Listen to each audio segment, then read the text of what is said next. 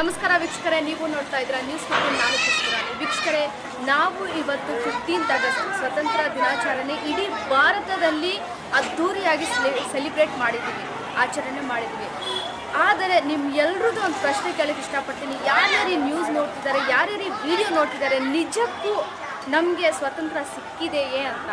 ಏಕೆಂದರೆ ನೋಡಿ, ಚಿಕ್ಕ ಮಕ್ಕಳದು 8 ಮಂತ್ಸ್ ಮಗುದು, 18 ಮಂತ್ ಮಗುದು, ಚಿಕ್ಕ ಮಕ್ಕಳದು ರೇಪ್ ಆಗ್ತಿದೆ. ಇದಕ್ಕೆ ಯಾರು ಕಾರಣ, ಯಾರು ಜವಾಬ್ದಾರಿ, ಇದ್ರ ಬಗ್ಗೆ ಯಾರೂ ಮಾತಾಡಲ್ಲ. ಆದರೆ ಸ್ವತಂತ್ರ ದಿನಾಚರಣೆ ಬಂದರೆ ನಮಗೆ ತುಂಬ ಖುಷಿ, ಹೆಮ್ಮೆ, ನಿಜಕ್ಕೂ ಹೆಮ್ಮೆ. ನಾವು ನಮ್ಮ ಭಾರತದಲ್ಲಿ ಹುಟ್ಟಿದ್ದೀವಿ ಅಂದರೆ ಏನಾದರೂ ಒಂದು ಪುಣ್ಯ ಮಾಡಿದ್ದೀವಿ, ಅದಕ್ಕೇ ನಾವು ಭಾರತದಲ್ಲಿ ಹುಟ್ಟಿದ್ದೀವಿ. ಆದರೆ ಈ ಚಿಕ್ಕ ಮಕ್ಕಳದು ರೇಪ್ ಆಗ್ತಿದೆ. ಮಹಿಳೆಯರು ಎಲ್ಲೂ ಸೇಫ್ ಇಲ್ಲ. ಅದು ಮನೆ ಇರಲಿ, ಆ ಕೆಲಸ ಮಾಡ್ತಾರೆ, ಆ ಕಡೆ ಇರಲಿ, ಯಾವ ಕಡೆನೂ ಇಲ್ಲಿ ಸೇಫ್ ಇಲ್ಲ. ಇನ್ನೊಂದು ಏನಂದರೆ, ಈ ಮನೆಯಲ್ಲಿ ಏನು ಕಿರುಕುಳ ಇರುತ್ತೆ, ಫಸ್ಟ್ ಅವ್ರ ಫ್ಯಾಮ್ಲಿಯಿಂದನೇ ಶುರು ಆಗುತ್ತೆ. ಇವ್ರಿಗೆ ಇಂಥವ್ರಿಗೆ ನಾವು ಸಪೋರ್ಟ್ ಮಾಡಬೇಕು. ನಾನು ಏನಕ್ಕೆ ಹೇಳ್ತಾ ಇದ್ದೀನಿ ಅಂದರೆ, ಇದು ಪ್ರತಿದಿನ ನಾನು ನ್ಯೂಸ್ ಫೀಲ್ಡ್ನಲ್ಲಿ ಇರೋಗೋಸ್ಕರ ಪ್ರತಿದಿನ ನಾನು ರೇಪ್ ಕೇಸಸ್ ನೋಡ್ತಾ ಇದ್ದೀನಿ. ಚಿಕ್ಕ ಮಕ್ಕಳದು 8 ಮಂತ್ಸಿಂದ 90 ಇಯರ್ಸ್ ಇರ್ತಾರಲ್ವ, ಏನು ಅಜ್ಜಿ ಅವ್ರದ್ದು ರೇಪ್ ಕೇಸ್ ನೋಡ್ತಾ ಇದ್ದೀನಿ. ತುಂಬ ಕಷ್ಟ, ತುಂಬ ನೋವಾಗುತ್ತೆ. ಏಕೆಂದರೆ ನನಗೂ ಮಗು ಇದೆ. ಯಾರ್ಯಾರು ನೋಡ್ತಿದ್ದಾರೆ ಈ ಮನೆಯಲ್ಲಿ ಇದ್ದೇ ಇರುತ್ತೆ. ಎಷ್ಟು ಕಷ್ಟ ಆಗುತ್ತೆ, ಎಷ್ಟು ನೋವಾಗುತ್ತೆ ಅಂದರೆ ನೋಡಿ, ನಾವು ಈ ನ್ಯೂಸ್ ಫೀಲ್ಡ್ನಲ್ಲಿ ಇರೋದಕ್ಕೋಸ್ಕರ ನಾವು ಲೇಟ್ ನೈಟ್ ಬರ್ತೀವಿ.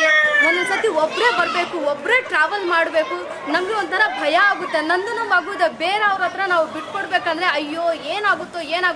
ಏಕೆಂದರೆ ಈ ಸಮಾಜ ಇದಲ್ವ, ಇದು ನಮಗೆ ಯೋಚನೆ ಮಾಡೋಕ್ಕೆ ಬೇರೆ ಯಾವುದೂ ದಾರಿ ಬಿಟ್ಟಿಲ್ಲ.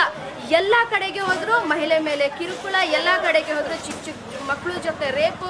ಇದ್ರ ಬಗ್ಗೆ ಯಾರು ಮಾತಾಡಲ್ಲ, ಇದ್ರ ಬಗ್ಗೆ ಯಾರು ಏನು ಚರ್ಚೆ ಮಾಡಲ್ಲ.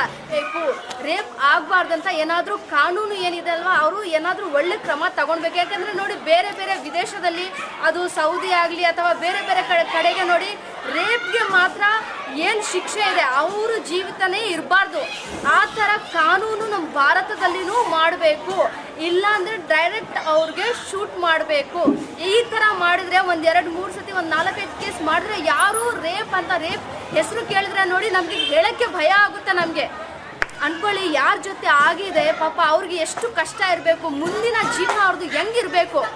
ನಿಜಕ್ಕೂ ನಿಮ್ಮಲ್ಲೇ ನೀವು ಮನಸ್ಸು ಮಲ್ಕೊಳ್ಳೋಕ್ಕಿಂತ ಮುಂಚೆ ಒಂದ್ಸತಿ ಯೋಚನೆ ಮಾಡಿ.